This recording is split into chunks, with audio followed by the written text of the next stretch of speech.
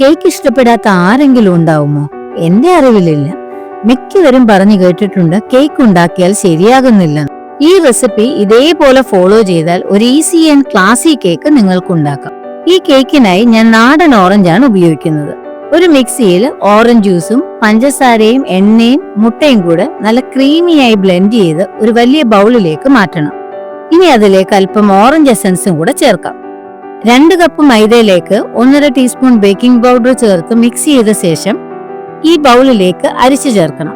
ശ്രദ്ധിക്കേണ്ട ഒരു കാര്യം, കട്ടയില്ലാതെ ഇതുപോലെ ഫോൾഡ് ചെയ്ത് വേണം എടുക്കാൻ.